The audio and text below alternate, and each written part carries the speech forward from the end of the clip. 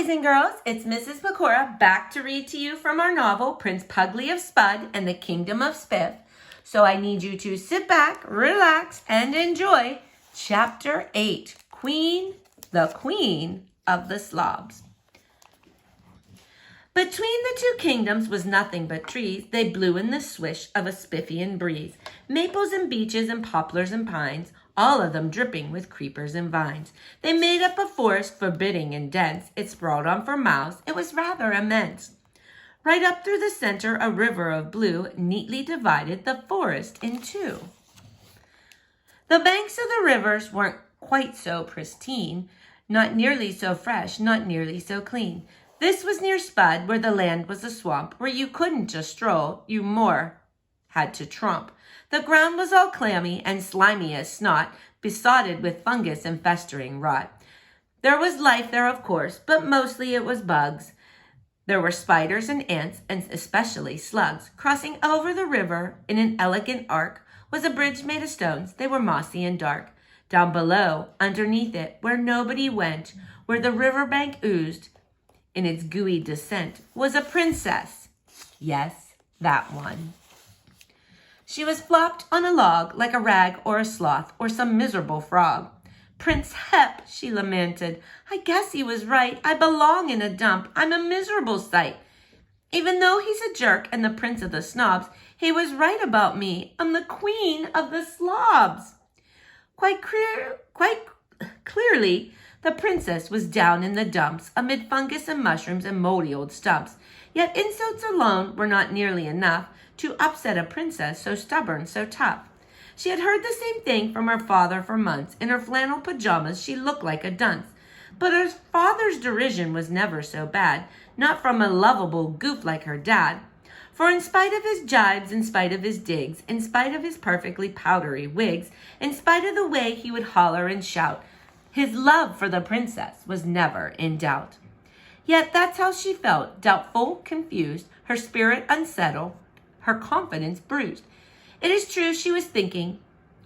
Is it true she was thinking what Prince Hep had claimed? My father's embarrassed or even ashamed?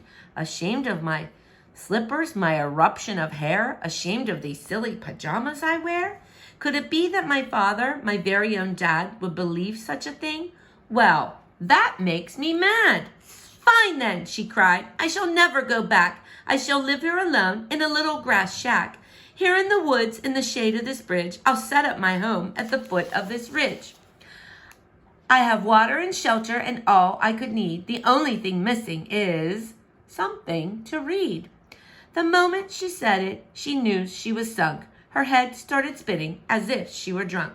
No books, she bewailed to the brambles and twigs. No books, she bemoaned to the sprouts and the sprigs. It's appalling, atrocious, abysmal, absurd. There's nothing to read, not even one word. Francesca was right. It was certainly true. Without any books, well, what would she do? Nothing, she thought. I'll do nothing at all. My life will be as dim as a hole in the wall. But before she could tip into total despair, the noise was the crunching of gravel and peat, a meandering stagger, a stumble of feet. Footsteps! Francesca was quick to surmise, peering up at the bridge and shielding her eyes. An oddly dressed boy, in a lingering lope, was plodding along at the top of the slope.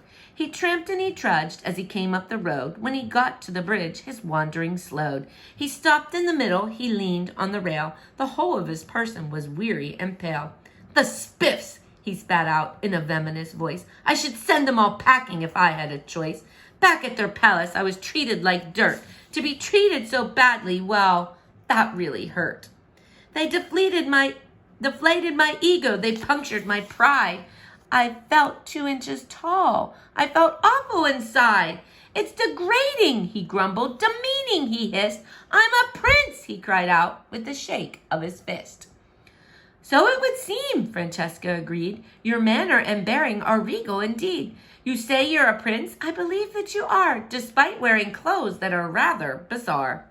A voice, Puggly thought, but coming from where? Peering over the railing, he saw someone there. A girl sat below him, on a stump, in the mud. Hello there, he said. You must be from Spud." The girl shook her head. "Well, actually, no. I'm a Spiff," she called up from the gully below. "I'm the princess, in fact, which is how I could tell that you saw up there were royalty as well." "Funny," said Puggly. "You don't look like a Spiff, but if so, you'll forgive me for wondering if you're about to berate me, to show me contempt, to call me unstylish, unworthy, unkempt, to heckle my clothing and spray me with scorn, to insult me so I'd wish that I'd never been born. Well, don't waste your breath. I've had enough for one day. I've had all that a person can handle, okay?" "No," said the princess. "I would never. I can't. But I totally know why you went on that rant. I grew up in that palace. It was quite the ordeal. So believe it or not, I know how you feel." They were silent a moment. They stood there and stared, regarding each other, until Puggly declared, "I believe you, I do." He could see it was clear. The girl down below him was being sincere.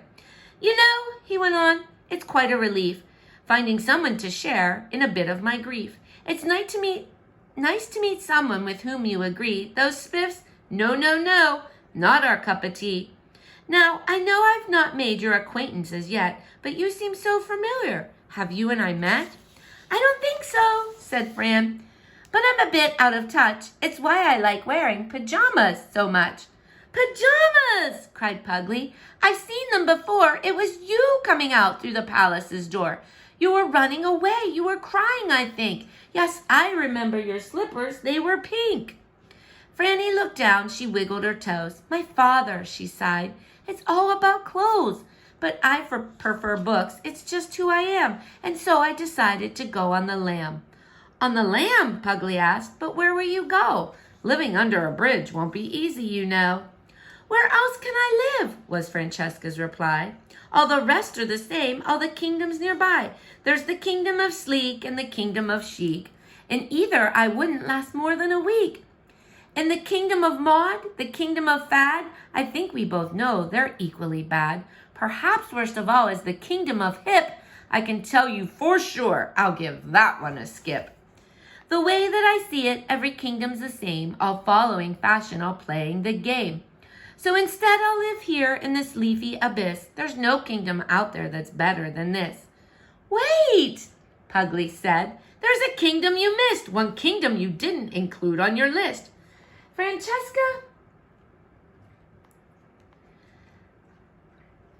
was puzzled on the stump where she sat. "Oh," she inquired, "what kingdom is that?" "Spud," Puggly told her, a grin on his face. "It's all covered in mud. It's a wonderful place. You might think our clothing's a little bit strange, but you're welcome to visit, you know, for a change." "Sounds nice," Frannie said. "Well, the mud, maybe not, but this Kingdom of Spud, I could give it a shot. It's certainly better than living outdoors. Perhaps I could move to this kingdom of yours." Soon they were chattering like the oldest of chums and laughing and chuckling and flapping their gums. With so much in common, they made quite a pair. When speaking of Spiff, they had plenty to share. "I wish," Puggly said, after sharing his woes, "that they hadn't so harshly insulted my clothes. I felt like an oaf, like a blundering dunce. I wish I could teach them a lesson for once." "Maybe you can," Francesca replied. She climbed up to Puggly and stood by his side. Cupping her mouth with both of her hands, she leaned to his ear and whispered her plans. Puggly's expression at first was intense. The princess's words didn't seem to make sense, but it soon became clear, and he then understood. The princess's plan, it was rather quite good. All right, boys and girls, the end. Stay tuned for tomorrow's installment of our book. Have a great day.